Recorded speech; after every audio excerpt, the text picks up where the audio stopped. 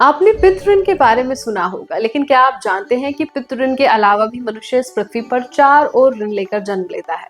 सभी को मिलाकर 5 ऋण मनुष्य पर होते हैं, जिनको इसी जीवन में उतारना अनिवार्य होता है।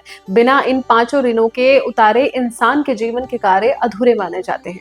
लेकिन आखिर वो ऋण होते कौन कौन से हैं? पहला ऋण होता है देव ऋण। सूरज, चांद, हवा, पानी जैसे अनेक प्राकृतिक चीजें हमें देवताओं से ऋण के रूप में मिली हैं जीवित रहने के लिए, जिनको उतारने के लिए हम देवताओं का यज्ञ, हवन, अनुष्ठान और प्रार्थना करते हैं। दूसरा ऋण होता है ऋषि ऋण।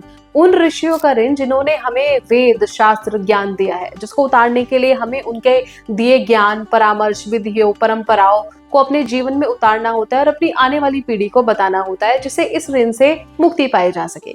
तीसरा ऋण होता है पितृ ऋण, हमारे पूर्वजों का ऋण, जिनको उतारने के लिए हम पितृपक्ष यानी कि जो अभी समय चल रहा है, इस समय में हम पूर्वजों के लिए श्राद्ध, तर्पण और उनके दिए संस्कारों को आगे बढ़ाते हैं। चौथा ऋण होता है मनुष्य ऋण, वो ऋण जो समाज और इंसानियत का होता है। इसे सेवा, दान और दूसरों की मदद करके उतारा जाता है।